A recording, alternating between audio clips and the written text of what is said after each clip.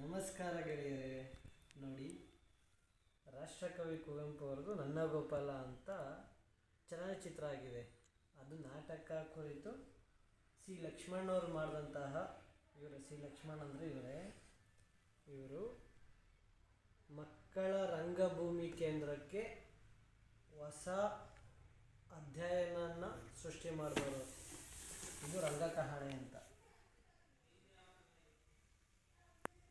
ಸಂಸ್ಥೆ. ಹಾಗೆಯೇ ಈ ಚಲನಚಿತ್ರ ಇದೆಯಲ್ಲ, ನನ್ನ ಗೋಪಾಲನ ಚಲನಚಿತ್ರ ಇದೆಯಲ್ಲ, ಇದಕ್ಕೆ ರಾಷ್ಟ್ರ ಪ್ರಶಸ್ತಿ ಕೂಡ ಲಭಿಸಿದೆ. ಅತ್ಯುತ್ತಮ ಸಾಮಾಜಿಕ ಕಳಕಳಿ ಎಂಬ ಬಿರುದನ್ನು ಪಡೆದಿರುವಂಥದ್ದು 2012ನೇ ಇಸ್ವಿಯಲ್ಲಿ ಬಂದಂತಹ ಪ್ರಶಸ್ತಿ. ಅದರಲ್ಲಿ ಪುನೀತ್ ರಾಜ್ಕುಮಾರ್ ಸಹ ಅಭಿನಂದನೆಯನ್ನು ಸಲ್ಲಿಸಿ, ಅವ್ರಿಗೂ ಯಾವುದು ಲಕ್ಕಿ ಬಂದು ಯಶ್ ಮಾಡಿದಂಥವ್ರದ್ದು.